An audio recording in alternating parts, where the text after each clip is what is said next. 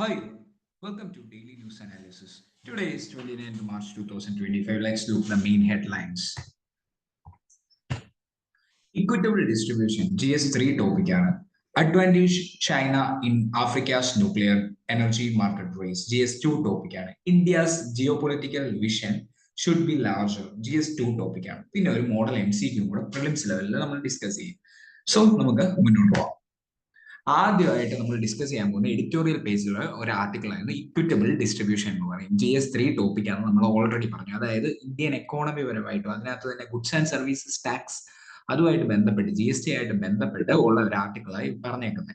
അതിൽ പരാമർശിക്കുന്ന ഒരു 19th റിപ്പോർട്ടിനെ കുറിച്ച്, 19th report of parliament's public accounts committee, അതായത് പാർലമെന്റിന്റെ പബ്ലിക് അക്കൗണ്ട്സ് കമ്മിറ്റി പുറപ്പെടുവിക്കുന്ന ഒരു റിപ്പോർട്ടിനകത്ത്, അതായത് 19ാമത്തെ റിപ്പോർട്ടിനകത്ത് GST സ്ട്രോങ് ആയിട്ട് തന്നെ ക്രിട്ടിസൈസ് ചെയ്യുകയുണ്ടായി.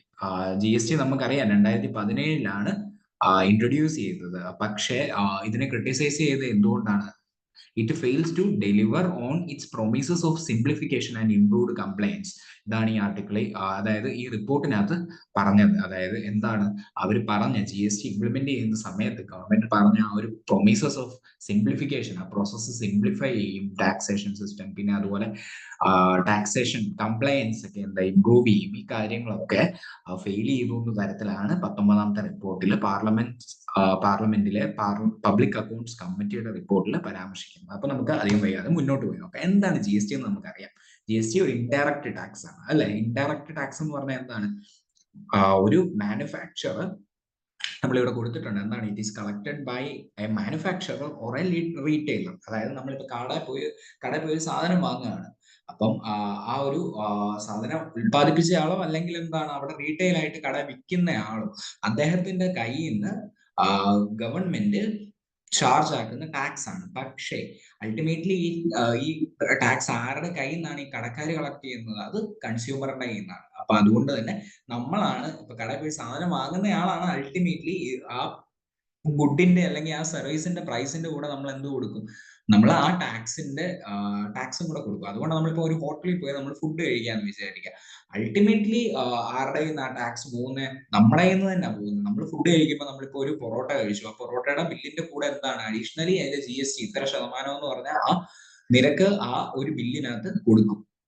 ആ നിരക്ക് നമ്മുടെ കടക്കാർ കളക്ട് ചെയ്തിട്ട് എന്ത് ചെയ്യും? അവര് അൾട്ടിമേറ്റ്ലി GST എന്ത് ലാസ്റ്റ് അവര് അത് മന്ത് എൻഡിന്റെ മാസാവസാനം, അതായത് മന്ത് എൻഡിലോ അല്ലെങ്കിൽ ഇയർ എൻഡിലോ അവർ ഫയൽ ചെയ്യും. അതാണ് ആ പ്രോസസ്സ്. അപ്പം നമ്മുടെ കയ്യിൽ നിന്ന് കളക്ട് ചെയ്യുന്ന സാധനം എന്ത് ചെയ്യും? ഈ റീറ്റെയിലർ ഗവൺമെന്റിലേക്ക് കൊടുക്കും. ഇതാണ് ഇൻഡയറക്ട് ടാക്സ് എന്ന് പറയുന്നത്. പ്രൊഡ്യൂസ് ചെയ്യുന്ന ആളുടെ വരെ നമ്മൾ അവിടെ പേ ചെയ്യുന്നു. Okay, consumer is ultimately paying the tax by paying more for the product. അപ്പൊ ഇതൊരു ഇൻഡയറക്ട് ടാക്സ് ആണ്. 2017 GST ആക്ട് പാർലമെന്റ് പാസ്സാക്കിയുണ്ടായി. 29 March 2017 came into effect. എന്നാണ്? 1 ജൂലൈ 2017. ആ ജൂലൈ 1 എന്ത് അത് എഫക്റ്റിലായത്. പിന്നെ ഇതൊരു single domestic indirect tax law ആണ് GST ആക്ട് എന്ന് പറയുന്നത്. എന്താണ് ഇതിനകത്ത് കുറെ അധികം excise tax, value added tax, service tax, ഇതൊക്കെ എന്ത് ചെയ്തു? റിപ്ലേസ് ചെയ്തിട്ട് ഒരു ഗുഡ്സ് ആൻഡ് സർവീസസ് ടാക്സ് എന്ന് പറഞ്ഞ ഒരു സെൻട്രലൈസ്ഡ് സിസ്റ്റത്തിലേക്ക് വന്നു. അപ്പൊ ഇതിന്റെ കുറെ അഡ്വാൻറ്റേജ് ഇവിടെ ഈ ഫിഗറിനകത്ത് നമുക്ക് കാണാം. ഈസി കംപ്ലയൻസ്, പിന്നെ അതുപോലെ ഇംപ്രൂവ് പ്രോഫിറ്റബിലിറ്റി, കൂടുതൽ ടാക്സ് ഒക്കെ കിട്ടാൻ തുടങ്ങി, ആളുകൾ ഫയൽ ചെയ്യാൻ തുടങ്ങി, കാരണം കോംപ്ലിക്കേഷൻസ് ഒക്കെ കുറച്ചു.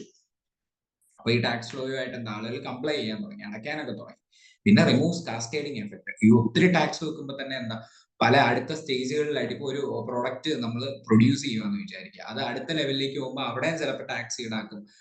അടുത്ത ലെവലിലേക്ക് അത് ഇപ്പം ഒരു ഉദാഹരണം പറയുവാണെങ്കിൽ ബ്രെഡിന്റെ ഒക്കെ ഒരു കഥ പണ്ട് പറയുമായിരുന്നു. വീറ്റ് പ്രൊഡ്യൂസറിന്റെ നിന്ന് വീറ്റ് എടുക്കുമ്പോൾ അവിടെ ഒരു ടാക്സ് ഈടാക്കും. അത് കഴിഞ്ഞിട്ട് ആ വീറ്റ് കൊണ്ട് തന്നെ ബ്രെഡ് ഉണ്ടാക്കുമ്പോൾ അവിടെ ടാക്സ് ഈടാക്കും. അപ്പൊ ഓൾറെഡി ഈ വീറ്റിൽ നിന്ന് ടാക്സ് ഈടാക്കിയിട്ടുണ്ട്. അപ്പം പിന്നെ അടുത്ത ലെവലിൽ വരുമ്പോൾ വീണ്ടും ആ വീറ്റ് കൊണ്ടുള്ള പ്രൊഡക്റ്റിൽ നിന്ന് വീണ്ടും ടാക്സ് ഈടാക്കുക. സോ അവിടെ ഒരു എന്താ ടാക്സ് ചെയ്യുന്നതിന്റെ പുറത്ത് വീണ്ടും ടാക്സ് ചെയ്യുന്ന ആ ഒരു എഫക്ട്, കാസ്കേഡിങ് എഫക്ട് ഒക്കെ റിമൂവ് ചെയ്യും. പിന്നെ അതുപോലെ കാരണം ഒറ്റ ടാക്സിങ് സിസ്റ്റം വരിക.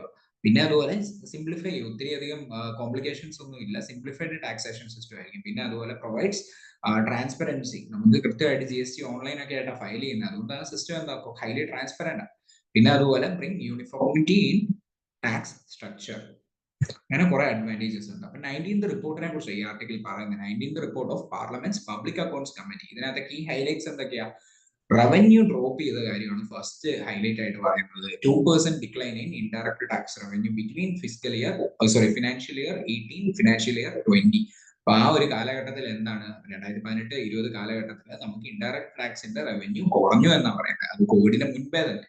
ഓക്കെ, കോമ്പൻസേഷൻ ഫണ്ട് ഇഷ്യൂസ് ആണ് അടുത്ത ഒരു ഇഷ്യൂ ആയിട്ട് ഇതിനകത്ത് ഹൈലൈറ്റ് ചെയ്യുന്നത്. States compensation fund has not been audited or finalised for over 6 years. അപ്പോൾ സ്റ്റേറ്റിന് കൊടുക്കുന്ന ഒരു കോമ്പൻസേഷൻ ഫണ്ട് ഒക്കെ ഉണ്ട്. GST കൗൺസിൽ പാസ്സാക്കി വിടുന്ന ഒരു സ്റ്റേറ്റ്സ് കോമ്പൻസേഷൻ ഫണ്ട് ഒക്കെ ഉണ്ട്. അത് കുറെ നാളായിട്ടും ഓഡിറ്റ് ചെയ്യുന്നില്ല. ലാസ്റ്റ് 6 years ആയിട്ട് ഓഡിറ്റ് ചെയ്യുന്നില്ല എന്നാണ് ഇത് പറയുന്നത്. Leading to delays in compensating states for revenue losses. അപ്പൊ സ്റ്റേറ്റിന് ഉണ്ടാകുന്ന റവന്യൂ ലോസസ് ഒക്കെ കോമ്പൻസേറ്റ് ചെയ്യുന്നതിൽ കുറച്ച് പാളിച്ചകളൊക്കെ ഉണ്ടായിട്ടുണ്ടെന്നാണ് പറയുന്നത്. പിന്നെ അതുപോലെ സെൻട്രൽ ഈ റിപ്പോർട്ട്, അതായത് ഈ കോമ്പൻസേഷൻ ഫണ്ട് അക്കൗണ്ട് ഒക്കെ എന്താണ് CAGയുടെ മുന്നിൽ ഫർണിഷ് ചെയ്യുന്നതിൽ ഫെയിൽ ആയിട്ടുണ്ടെന്നാണ് ഇതിനകത്ത് പറയുന്നത്. കൺട്രോളർ ആൻഡ് ഓഡിറ്റർ ജനറൽ, CAGയെ കുറിച്ച് നമുക്ക് അറിയാവുന്നതാണ്. കോൺസ്റ്റിറ്റ്യൂഷണൽ ബോഡി, അതൊക്കെ നമുക്ക് അറിയാവുന്നതാണ്. ആർട്ടിക്കിൾസ് ഒക്കെ നമ്മൾ പല ഇതിലും നമ്മൾ പഠിക്കുന്നതാണ് സ്റ്റാറ്റിക് പോർഷൻസ്. ഇനി അടുത്തതായിട്ട് എന്താണ് ഫിസിക്കൽ ഓട്ടോണമി കൺസേൺസ് ആണ്. അടുത്തതായിട്ട് നമുക്ക് മേജർ റവന്യൂ ജനറേറ്റിംഗ് സ്റ്റേറ്റ്സിലൊക്കെ എന്താണ് കൂടുതൽ ഈ GST എന്ന് പറയുന്ന ഒരു സെൻട്രലൈസിങ് നേച്ചറാണ്. സോ അതുകൊണ്ട് റവന്യൂ ജനറേറ്റ് ചെയ്യുന്ന സ്റ്റേറ്റ് ഒക്കെ എന്താ അത് ഓപ്പോസ് ചെയ്യും. കാരണം എന്താണ് which has reduced there physical control. അവർക്ക് സ്പെൻഡ് ചെയ്യാനുള്ള കുറെ കൺട്രോൾ ഒക്കെ ഇതിൽ നഷ്ടപ്പെടുകയുണ്ടായി. അവർ റവന്യൂ ജനറേറ്റ് ആവുന്നുണ്ട്, പക്ഷെ അതെന്താണ് ടാക്സ് മുഖാന്തരം സെൻട്രലിന് കുറെ പൈസകൾ കൊടുക്കുന്നുണ്ട്. പക്ഷെ തിരിച്ചു വരുമ്പോഴത്തേനും എന്താ ഈ GST നമുക്കറിയാം അതിന്റെ കോമ്പൻസേഷൻ ഒക്കെ എന്താണ് ആ കോമ്പൻസേഷൻ ഒക്കെ സ്റ്റേറ്റിന് കിട്ടുമ്പോഴാണ് അവർക്ക് ആ ഒരു ഫണ്ടിങ് ഒക്കെ കൃത്യമായിട്ട് മാനേജ് ചെയ്യാൻ പറ്റുന്നത്. സോ ഇത് നമ്മൾ തൊട്ട് മുന്നേ പറഞ്ഞു കുറെ അധികം ഡിലേസ് ഒക്കെ വരുന്നുണ്ട് കോമ്പൻസേറ്റ് ചെയ്യാൻ വേണ്ടി സ്റ്റേറ്റ്സിന്. പിന്നെ അതുപോലെ ഒരു സെൻട്രലൈസിങ് നേച്ചർ ആയതുകൊണ്ട് തന്നെ എന്താണ് സ്റ്റേറ്റിന്റെ ഒരു ഫിസിക്കൽ കൺട്രോൾ ഒക്കെ അവിടെ നഷ്ടപ്പെടുന്നുണ്ട്. To revenue losses especially in manufacturing heavy states. അവിടെ നിന്നായിരിക്കും കൂടുതൽ ടാക്സ് ഒക്കെ കിട്ടുന്നത്. പക്ഷെ എന്താണ് അവർക്ക് ആ ഒരു ഫണ്ട് യൂസ് ചെയ്യാനുള്ള ആ ഒരു കഴിവ് അവിടെ കുറഞ്ഞു പോകുന്നുണ്ട് സ്റ്റേറ്റ്സിന്. ഇനി അടുത്തതായിട്ട് പറയുകയാണെങ്കിൽ കോമ്പൻസേഷൻ ഡിലേസ് ആണ്. നമ്മൾ പറഞ്ഞു GSTയുടെ compensation to states act 2017 promised 14% annual revenue growth for 5 years. 2017 മുതൽ 2022 വരെ നോക്കുവാണെങ്കിൽ ഒരു 14% ആനുവൽ റവന്യൂ ഗ്രോത്ത് പറഞ്ഞിട്ടുണ്ടായിരുന്നു. പക്ഷെ പല സ്റ്റേറ്റുകൾക്കും എന്താണ് അവർക്ക് ആ ഒരു ഫണ്ട് കൃത്യമായിട്ടുള്ള ഫണ്ട് അവർക്ക് കിട്ടുന്നുമില്ല. പിന്നെ അതുപോലെ തന്നെ കിട്ടുവാണെങ്കിൽ തന്നെ അത് വളരെയധികം സീരിയസ് ആയിട്ടുള്ള ഡിലേസ് ഒക്കെ കഴിഞ്ഞിട്ടാണ് അവർക്ക് കിട്ടുന്നത്. അത് അവരുടെ ഗവർണൻസിനെയൊക്കെ അഫക്ട് ചെയ്യാറുണ്ട് സ്റ്റേറ്റിന്റെ. പിന്നെ അതുപോലെ ഓഡിറ്റ് ഫെയിലിയേഴ്സ് ആണ് അടുത്തത്. നമ്മൾ തൊട്ട് മുന്നേ പറഞ്ഞായിരുന്നു ഓഡിറ്റിംഗ് പ്രോപ്പർ ആയിട്ട് നടക്കുന്നില്ല ഈ GSTയുടെ കാര്യത്തിൽ. അപ്പൊ എന്താണ് PAC പറഞ്ഞേക്കുന്നത്, പബ്ലിക് അക്കൗണ്ട്സ് കമ്മിറ്റി പറഞ്ഞേക്കുന്നത് എന്താ, ഏകദേശം 2447 ഇൻകൺസിസ്റ്റൻസീസ് കണ്ടെത്തിയിട്ടുണ്ട്. അതായത് കുറച്ച് പാളിച്ചകളൊക്കെ കണ്ടെത്തിയിട്ടുണ്ട്. Amounting to 32,577.73 crore. അത്ര ഒരു ഹ്യൂജ് എമൗണ്ടിന് ഇൻകൺസിസ്റ്റൻസീസ് ഒക്കെ കണ്ടെത്തിയിട്ടുണ്ട് from a sample of 10,667 cases.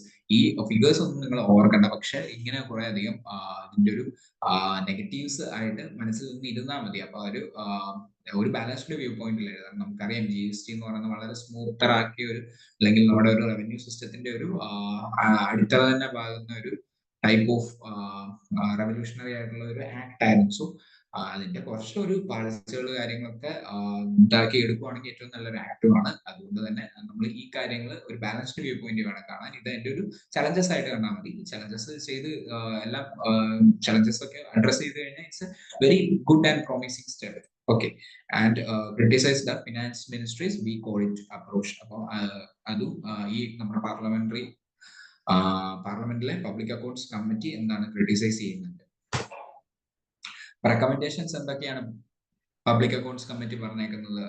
Strong audit mechanism കൊണ്ടുവരാനാണ് പറഞ്ഞിരിക്കുന്നത്. അതുപോലെ എന്താണ് establish a formal system with the CAG to ensure timely audits and regular updates on pending cases. അപ്പം കൃത്യമായിട്ടുള്ള ഓഡിറ്റും കാര്യങ്ങളും റെഗുലർ ആയിട്ടുള്ള അപ്ഡേറ്റ്സും ഒക്കെ പെൻഡിങ് കേസസിലൊക്കെ സ്വീകരിക്കണം എന്ന രീതിക്കാണ് ഇതിൽ സജഷൻ ആയിട്ട് പറയുന്നത്, അല്ലെങ്കിൽ റെക്കമെൻഡേഷൻ ആയിട്ട് പറയുന്നത്. ഇനി അടുത്ത രണ്ടാമത്തെ റെക്കമെൻഡേഷൻ ആയിട്ട് പറയുന്ന ഈ റിപ്പോർട്ടിനകത്ത് കോംപ്രിഹെൻസീവ് GST റിഫോം കൊണ്ടുവരിക. GST 2.0 എന്നൊക്കെ പറയും. ഒരു എന്താണ് a review of the system to address states demand for a larger revenue share.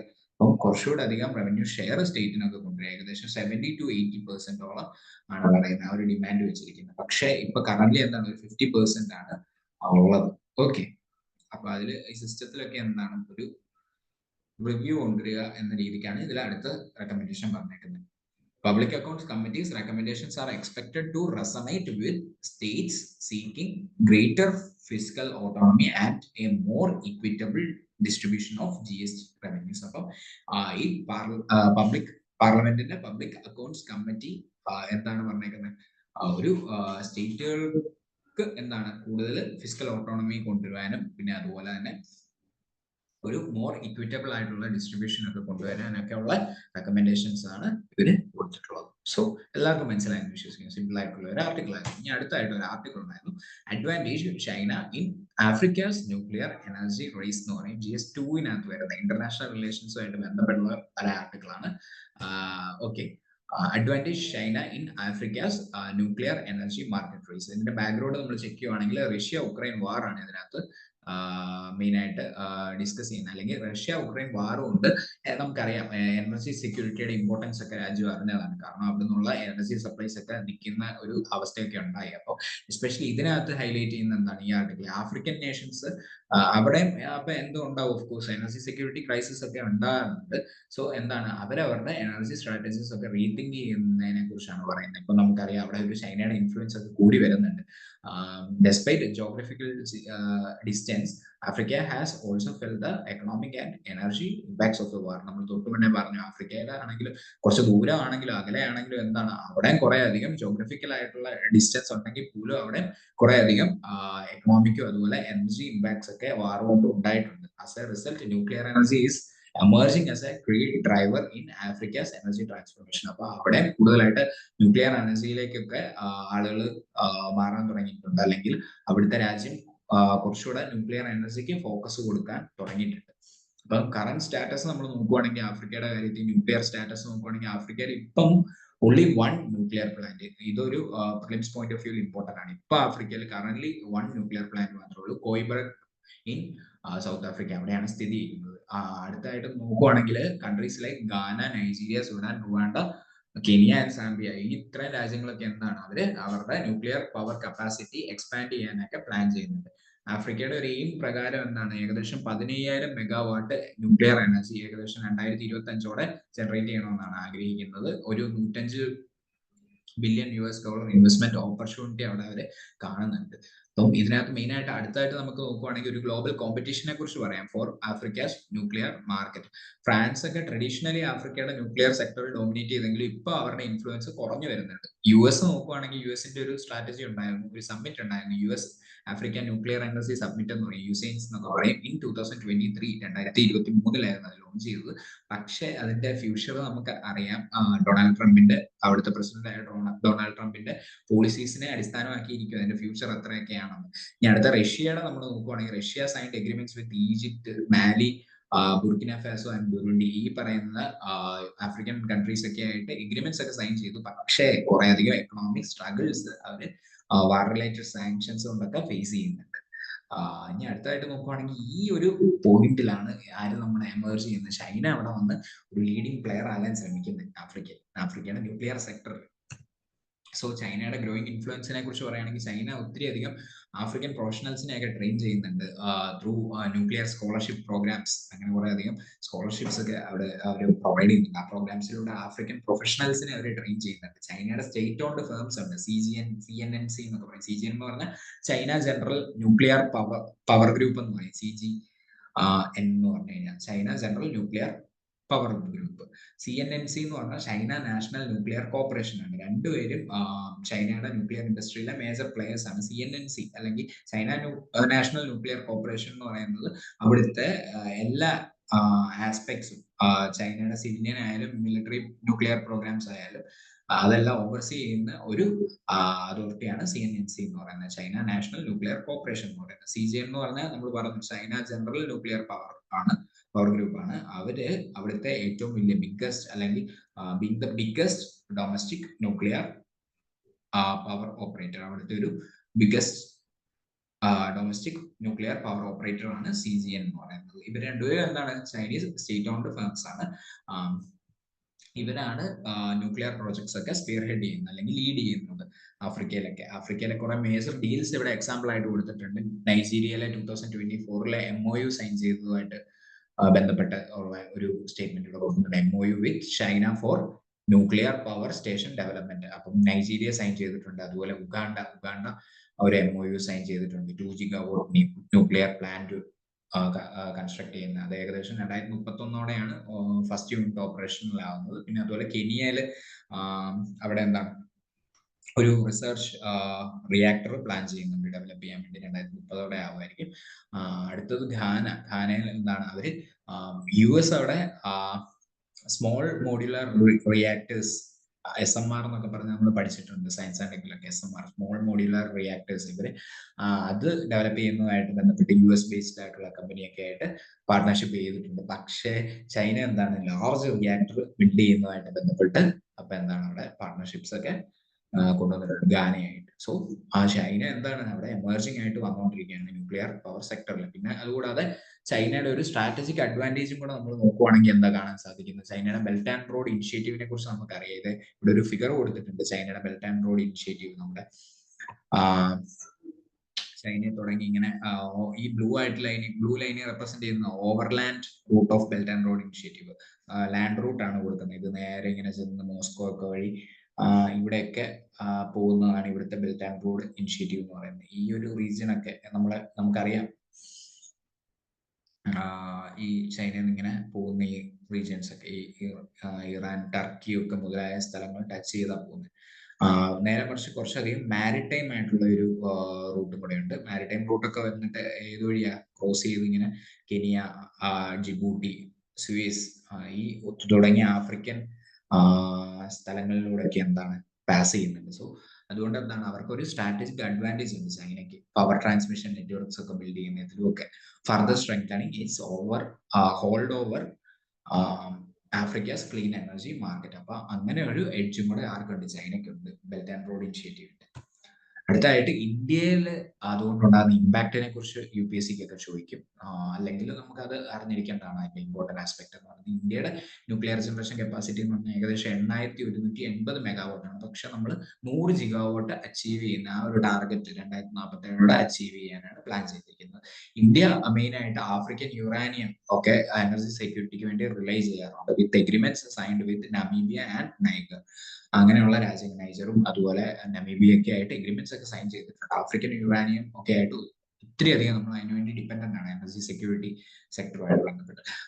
ഇനി നോക്കുവാണെങ്കിൽ ചൈനയുടെ ഡോമിനൻസ് അപ്പോൾ ആഫ്രിക്കൻ ന്യൂക്ലിയർ അല്ലെങ്കിൽ ആഫ്രിക്കാസ് ന്യൂക്ലിയർ സെക്ടറിൽ വരുന്ന സമയത്ത് എന്താ ഇന്ത്യക്ക് ഈ പറയുന്ന യുറാനിയത്തിന്റെ ആക്സസ് ഒക്കെ ലിമിറ്റ് ചെയ്യാൻ സാധ്യത വളരെ കൂടുതലാണ്. Affecting it's long time energy security. അപ്പൊ ലോങ് ടൈം എനർജി സെക്യൂരിറ്റി ഒക്കെ എന്താണ് ഇന്ത്യയുടെ ഇത് അഫക്ട് ചെയ്യാൻ ചാൻസസ് ഉണ്ട്. ആഫ്രിക്ക എന്ന് പറയുന്നത് നമുക്കറിയാം it is increasingly turning to nuclear energy. നമ്മൾ പറഞ്ഞു എനർജി സെക്യൂരിറ്റിക്ക് വേണ്ടി ആ ഒരു ക്രൈസിസ് ഒക്കെ അവർ അനുഭവിക്കുന്നതുകൊണ്ട് തന്നെ അല്ലെങ്കിൽ അത് മനസ്സിലാക്കിയത് കൊണ്ട് തന്നെ അവർ ന്യൂക്ലിയർ സെക്യൂരിറ്റിയിലേക്ക് അല്ലെങ്കിൽ ന്യൂക്ലിയർ എനർജിയിലേക്ക് അവർ മാറിക്കൊണ്ടിരിക്കുന്ന ആ ഒരു പീരീഡാണ്, ആ ഒരു ഷിഫ്റ്റ് നടക്കുന്ന പീരീഡാണ്. അപ്പൊ ചൈന എന്ന് പറയുന്നത് എന്താണ് അവരുടെ ഒരു ഡോമിനന്റ് പ്ലെയർ ആയിട്ട് അവർ എമർജ് ചെയ്തുകൊണ്ടിരിക്കുക ഈ സെക്ടറിൽ, ന്യൂക്ലിയർ എനർജി സെക്ടറിൽ. അപ്പൊ ഈ ഷിഫ്റ്റിന് കുറെ അധികം ജിയോ പൊളിറ്റിക്കൽ ആയിട്ടുള്ള ഇംപ്ലിക്കേഷൻസ് ഉണ്ട്. With France, US and Russia struggling to compete. നമ്മൾ പറഞ്ഞു ഫ്രാൻസ് ആയിട്ട് ട്രഡീഷണലി അവരായിരുന്നു കുറെ അധികം പാർട്ട്ണർഷിപ്സും കാര്യങ്ങളൊക്കെ ഉണ്ടായിരുന്നു. ലേറ്റർ ടൈമിൽ എന്താണ് ആ ഒരു അവർ ഡൊമിനേറ്റ് ചെയ്ത സെക്ടറിൽ അവർക്ക് ആ ഒരു ഇൻഫ്ലുവൻസ് ലൂസ് ചെയ്യാൻ തുടങ്ങി. പിന്നെ അതുപോലെ US-ന്റെ കാര്യത്തിൽ നമ്മൾ പറഞ്ഞു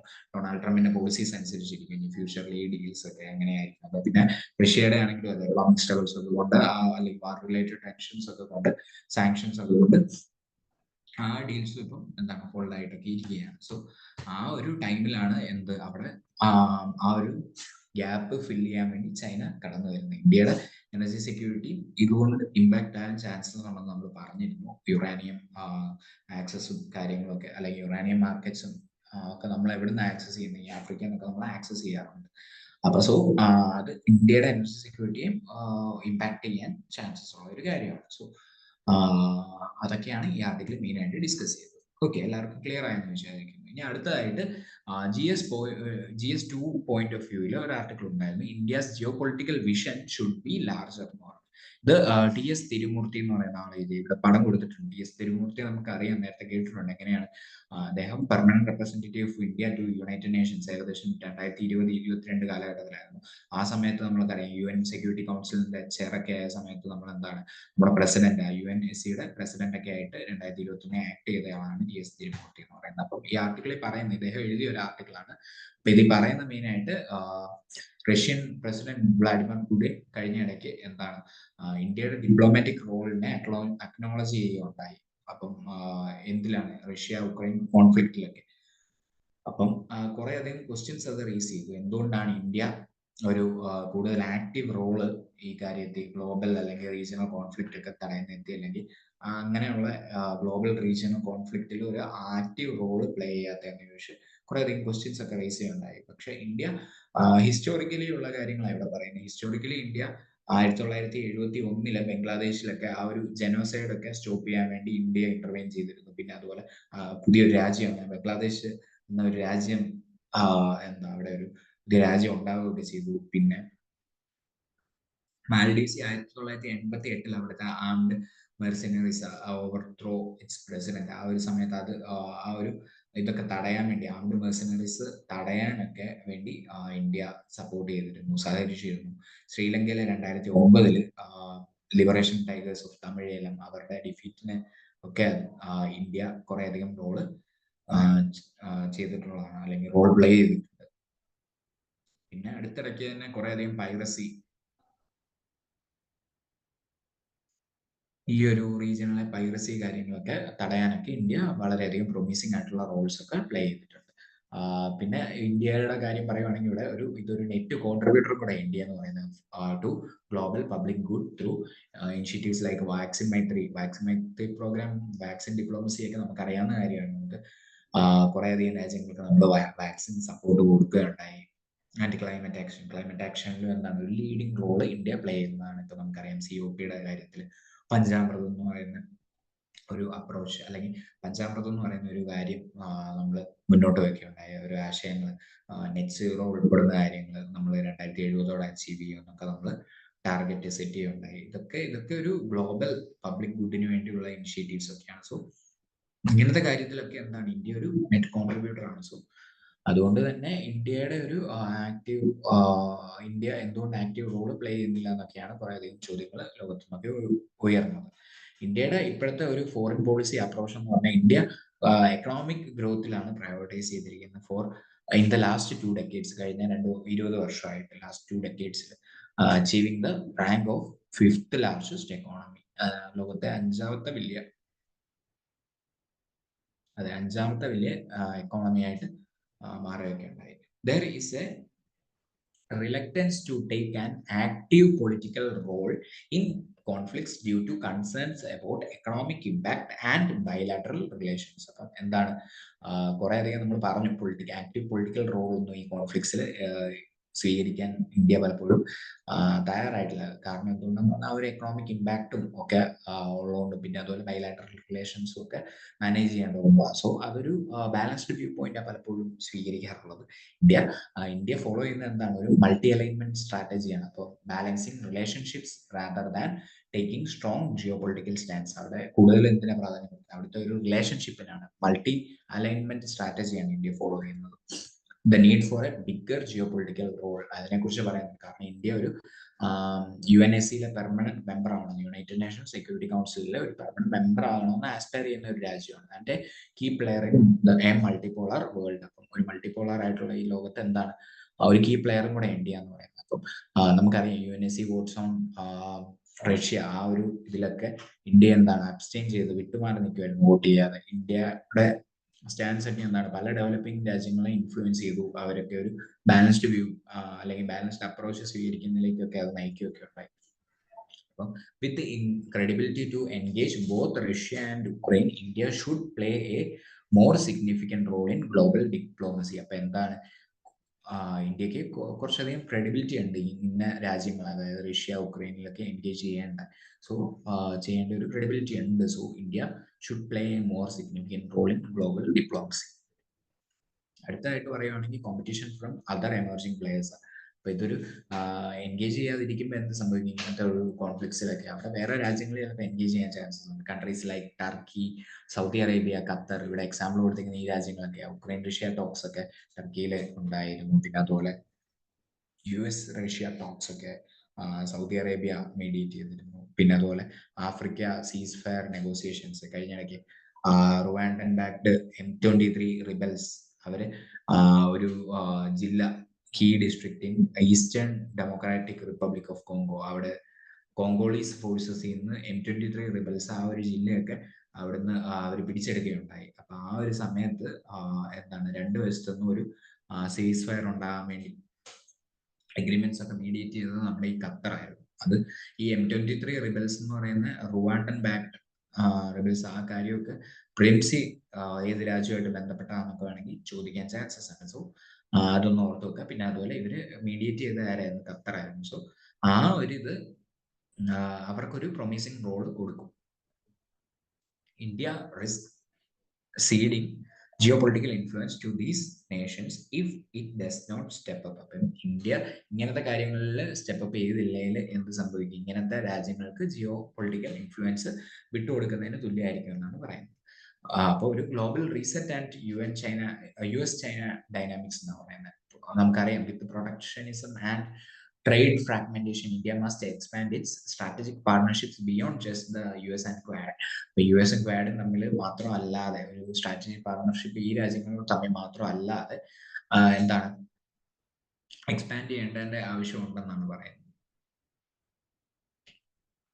If the US and China strike a global deal, it may divide regions into spheres of influence, affecting India's standing. അപ്പം ഇവരൊരു ഗ്ലോബൽ ഡീലൊക്കെ കൊണ്ടുവരിക, അങ്ങനത്തെ ഒരു സാഹചര്യത്തിലൊക്കെ വരികയാണെങ്കിൽ എന്ത് സംഭവിക്കും? അവിടെ ഒരു ഇവര് മാത്രമായിട്ട് പോവുക, അല്ലെങ്കിൽ ആ ഒരു it may divides into spheres of regions, divide regions into spheres of influence. അപ്പൊ അവരുടെ ഒരു ഇൻഫ്ലുവൻസ് ഉള്ള മേഖലയായിട്ട് മാത്രം അത് മാറാൻ ചാൻസ് ഉണ്ട്. അപ്പൊ ഒരു ഇന്ത്യയുടെ സ്റ്റാൻഡിങ്ങിനെയൊക്കെ അത് അഫക്റ്റ് ചെയ്യും.